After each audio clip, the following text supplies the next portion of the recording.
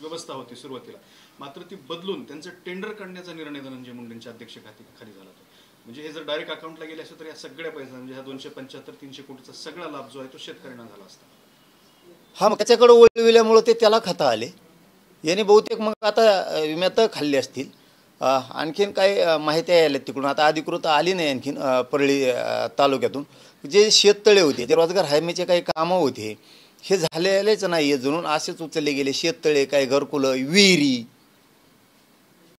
हे सुद्धा प्रकरण त्याच्यात बरेचसे आहेत. पण आता अधिकृत माहिती आल्याच्या नंतर आता हे होणारच आहे. आता होणार आहे. पाप झाकणार नाही आहे आणि कोणताही माणूस त्याला जवळ करणार नाही इथून पुढं. आता त्यांच्या जातीतला सुद्धा नाही करणार. भगवान गडाने दिलेला पाठिंबा काढून घ्यावा असे दमाने म्हणाले. आणि काढ नाही तर ठुई. ते काय करायचं आम्हाला? काढ नाही तर ठुई. का करायचं तर कर. जे दिसायचं ते राज्यासमोर चित्र दिसलेलं आहे. जे बोलायचं ते तुम्ही आता बोलून गेलेले आहेत. त्यामुळे आता किती सारवासारव करून उपयोग नाही आहे. तुम्हाला जे सिद्ध करायचं होतं ते केलं. तुमचा चुकीचा जरी असला तरी तो बरोबर आहे हे तुम्ही सिद्ध केलेलं आहे. आरोपीचं समर्थन करून आरोपीला पाठिंबा देऊन हे सिद्ध झाले. त्यामुळं आता त्यावर बोलायची इच्छा नाही आमची, नाही महाराष्ट्राची पण नाही. यातून सिद्ध झालं तुमचं लेकरू किती घाण असलं, किती खुनं छेडछाडी बलात्कार करीत असलं तरी ते तुमच्यासाठी चांगलं आहे. पण दुसऱ्याचं लेकरू मेलं याचं दुःख नाही, तुम्हाला आनंद आहे, हे तुम्ही सिद्ध करून दिलेलं आहे. त्यामुळे पाठिंबा दे नाही तर नको देऊ. तुम्ही किती भक्का मारली तर दुसरी बाजू लय पक्की आहे भाऊ. ते दिवस गेले. दुसरी बाजू लय पक्की आहे. फक्त नको वाटतंय हो द्या शांततेत. संतोष देशमुख हत्या प्रकरणात तर ते घेऱ्यात अडकले होते. आता ते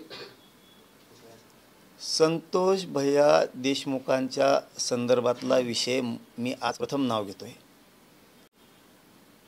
अजितदादा पवार आणि फडणवीस साहेब जर ह्यो बाहेर राहून येणे जर असे पुरावे नष्ट केले आरोपी सांभाळायला, ह्यो पुरावे नष्ट करतोय अशी आम्हाला शंका येते धनंजय मुंडे, तर जबाबदार तुम्ही दोघं राहणार आहे.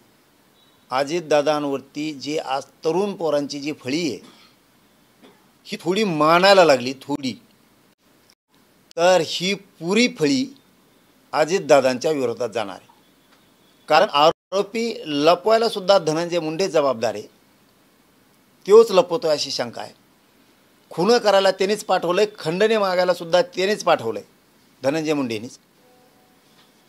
आणि पुरावे नष्ट करण्यासाठी यांना मोबाईल सापडत नाहीत. त्या एकाने कोणाच तरी घरी ठेवला, फेकून काय दिला घरून ठेवला असं कुठं, तो एक आरोपी सापडत नाही. हे साखळे अटक करत नाहीत पूर्ण संघटित गुन्हेगारीची.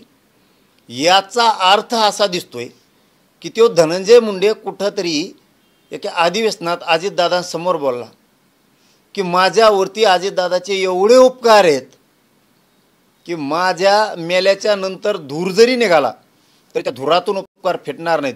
याचा अर्थ आम्हाला आता असा संशय यायला लागला आहे अजितदादाला सुद्धा काही गोष्टी माहीत असून ते पाठराखण करतात की काय. आजपर्यंत आम्ही हा विषय काढला नाही, पण आता आम्हाला काढायची वेळ आली. त्याला नाविलाजे म्हणजे तुम्ही पापी लोकांना पांघरून घालायचं काम अजितदादांनी आणि फडणवीस साहेबांनी करू नये अजिबात.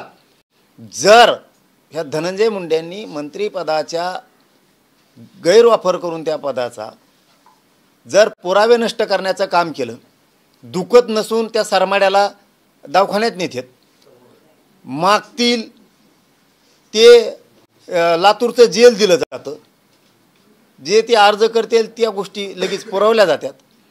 लोक सांगतात ही चौकशी करा तरी होत नाही.